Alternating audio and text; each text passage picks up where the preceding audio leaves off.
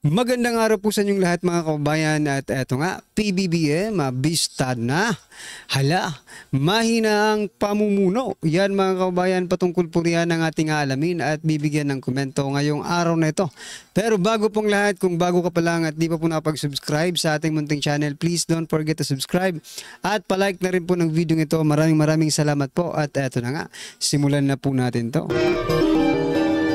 Sawa na ang bayan mo, sama na tao-tao.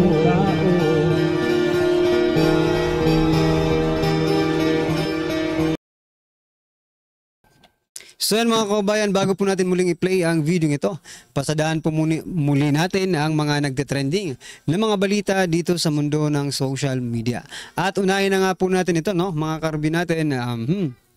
Sabi po dito sa post ng Philippine Star, sign of weakness or strength, analyst weigh in on bold reset as cabinet members tender courtesy resignation. O yan mga kababayan, ano sa palagay nyo?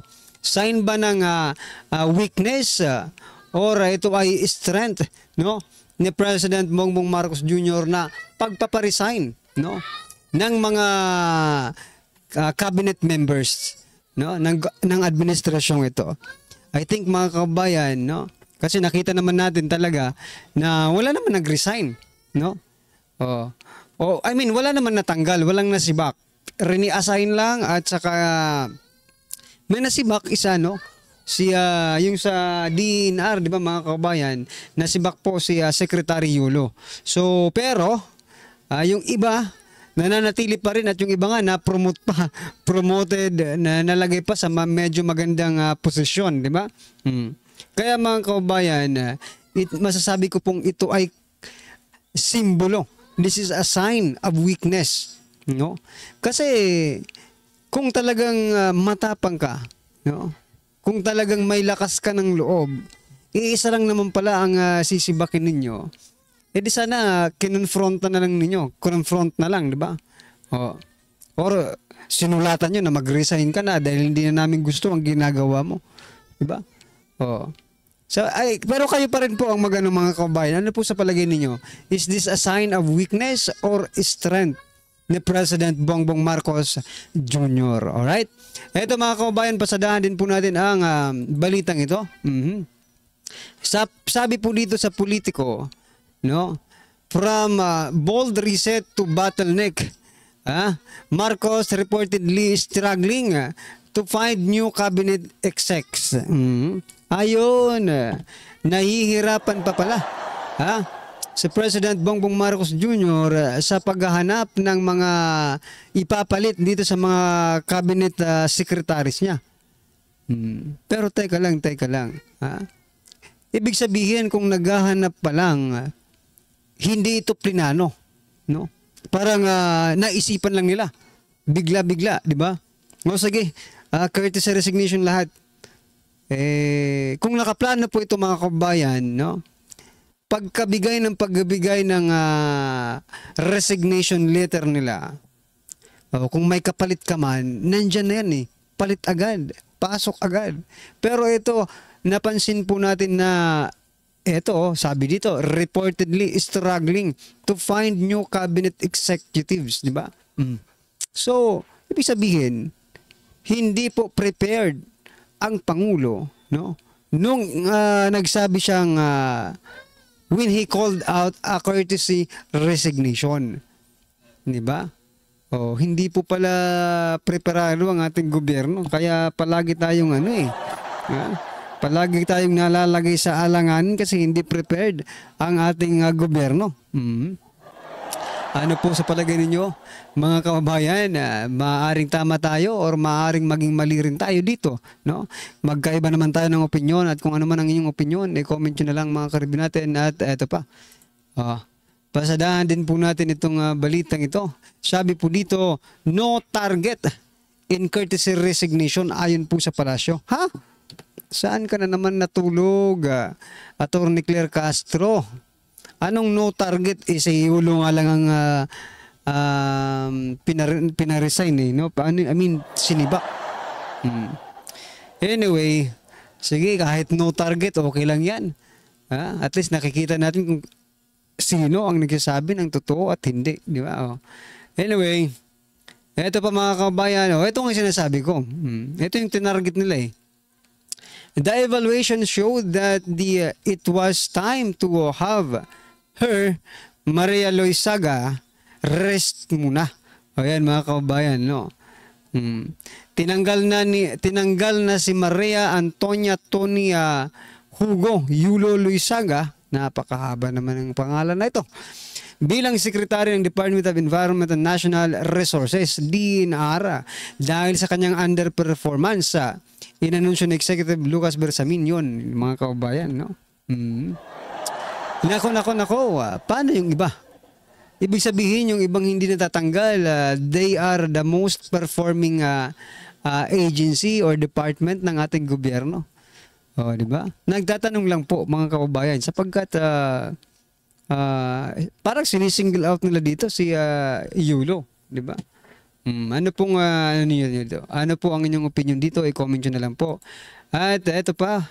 Ito si Attorney Sal Panelo, sabi niya po, naniniwala kung hindi matatanggal si Romualdez dyan sa pagiging speaker po ito, no? Hawak niya ang pera, ang kamera, kaya mananatili siya dyan. Tulad nga po ng sabi noon ni Vice President Sara Duterte, no, na isa sa dalawang humahawak ng kwarta ng kaban ng bayan ay si Speaker Martin Romualdez, no? Sabi dito sa caption na perang pinaghirapan at pinagsikapan ng mga Pilipino sa loob at labas ng bansa. At si Martin Romualdez ang may hawak, may control. Nako, totoo ba ito mga kabayan? Mukhang totoo ito Kasi napatunayan po natin itong siyang may control sapagkat nung nagpapapirma pa lang po sila ng impeachment complaint, di ba? Nagsipirmahan agad yung mga tunggrista na mga uhaw sa kaban ng bayan. Tingnan nyo na yan ano po ang inyong opinion dyan mga karibin natin? I-comment nyo na lang. At ito pa. President Marcos assures ASEAN's commitment to uphold stability, deepen economic cooperation. Itong economic cooperation talaga, no? Mula po sa ANC 24/7, President Ferdinand Marcos Jr. has also assured that the regional bloc will work to ensure that trade remains both open and secure to foster a more trusted and resilient economic environment within the region and beyond. Okay. Nandito na naman po tayo sa economic na ito, no? Ito, nag-travel na naman po ang ating Pangulo, mga kabayan. Okay, patungko at umaten po ng ASEAN. Sabi niya po, mayroon na naman daw economic cooperation. Ang tanong, baka hindi ka asali ang Pilipinas sa cooperation na yan? Kasi, di ba, nagsilabasan, nagsipulasan na yung mga foreign direct investment. Mga kabayan, foreign indirect or direct, whatever, yung foreign investment, mga kabayan, nagsipulasan na. At yung mga travel ni President Bongbong Marcos Jr. ay hindi nagbunga ng maganda. Di ba? Instead na may mag-invest sa Pilipinas, nagsialisan tuloy sila. Ang tanong, bakit kaya? Ayan ano po ang inyong opinion dyan mga kabayan? I-comment nyo na lang po. At eto, pasadaan din po natin ito. Sabi po ni PNP Chief Marbella, eto, nilinaw ni PNP Chief Marbella, wala siyang natatanggap na impormasyon na mayroong kinakausap ang ilang opisyal ng ICC na mga retiradong pulis upang tumistigo kontra kay dating Pangulong Rodrigo Duterte. Yan mga kabayan. Baka kasi patapos ka na patapos na yung pa-retire ka na si Marbel, no? Baka hindi na sa'yo sinasabi para hindi ka naman problema, di ba? Magsisinungaling ba si Senator Bato? Ang intelligence niyan, mga kabayan, di ba? Matindi po ang intelligence ni Senator Bato. Kasi dati po siyang PNP chief. Malamang sa malamang may mga tauhan pa siya na hanggang ngayon ay posibleng nagre-report pa sa kanya, no? mga kababayan. So ano pong inyong masasabi dito? Sino kaya ang nagsisinungaling? Si PNP Chief General Romel Marbel or si Senator Bato de la Rosa na nakapasok na nga rito ang ICC, no? At kinakausap yung ilang opisyal para tumistigo laban kay former President Duterte. Nako, yan mga kababayan, sana ako naniniwala ako. Ito personally mga kababayan, this is my opinion. I think mas logical yung kay Senator Bato. Na nandito yung ICC at nangangalap ng bakit? Kasi ang ating gobyerno naman walang isang salita. Pag sinabi na nilang ganito, kabaliktaran ang nangyayari. Di ba? Kaya maaaring itong pagdi-deny ni PNP Chief General Marbel ay denial to, no? Mayroon talaga siguro, maybe, no? Yun ang sabi ni Senator Bato de la Rosa. Ano pong inyong opinion dyan mga kabayan? I-comment nyo na lang po. At ito, good news. Sang-ayon ka ba? Ang tanong po dito, sang-ayon ka ba o hindi sa paghain ng impeachment case versus Vice President Sara Duterte? Nako, ito po ang mga kabayan ang naging resulta. Di sapat na kaalaman 1%, di sang-ayon 50%, at hindi masabi 21%, sang-ayon 26%. So, malaki po ang di sang-ayon, no? Na hainan or hindi hainan ng impeachment complaint si Vice President Sara Duterte, no? Kalahati ng mga Pilipino di sang-ayon sa VP Duterte impeachment. Hindi po sila sang-ayon mga kababayan kasi nga po nakikita rin nila na wala rin naman talagang matibay na ebidensya itong mga mokong na ito, no? Anyway mga kababayan, na ito, pakinggan po natin to at bigyan natin ng reaksyon. Ito na po. Ito ang balitang dapat malaman ng taong bayan. Balitang viral ngayon sa mundo ng social media. Mukhang may masisibak na naman at tila bilang na ang araw na Secretary J. Ruiz sa Presidential Communication Office. Ayon pa sa kumpirmadong balita mula sa source ng Politico.com, humahanap na ang Malacanang ng posibleng kapalit ni J. Ruiz.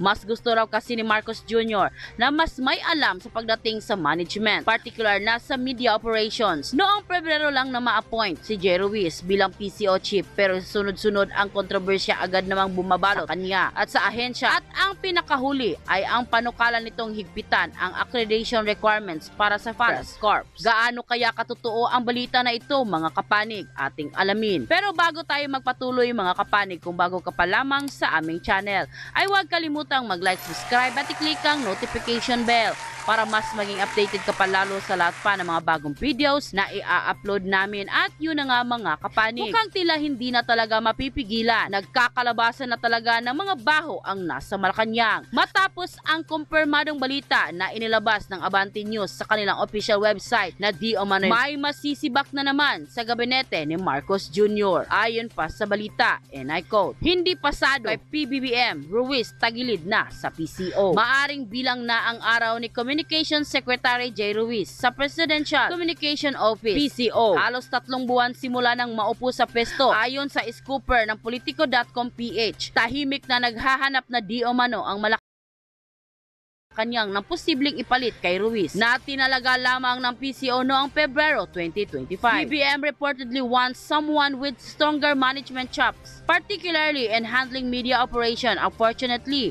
Ruiz hasn't delivered on that front, sabi ng source. Si Ruiz, dating ABS-CBN reporter, ang ika-4 na PCO chief ng administration ni Pangulong Ferdinand Bongbong Marcos Jr. Isang senyales na walang forever sa nasabing tanggapan. Itinanggi na ni Ruiz na may conflict. So yan mga kababayan, no? Ito, nabigla ko lang naisip, baka gusto nilang ipalit kay Secretary Ruiz, itong si Yusek Castro, di ba? Kasi mukhang si Castro ang mukha ng PCO at hindi po si Ruiz. 'Di ba? Kung napapansin niyo mga kababayan, instead, 'di ba? Na si yung secretary po, no, ang maging mukha ng PCO, 'di ba? Ang nagiging mukha tuloy ng PCO mga kababayan dahil sa matitinding banat sa mga Duterte ay itong si Yusek Castro. Yan mga kababayan, ano po ang inyong opinion dyan? I-comment nyo na lang po. At yan, maraming salamat po. Please don't forget to like the video. Maraming salamat po. Sa walaan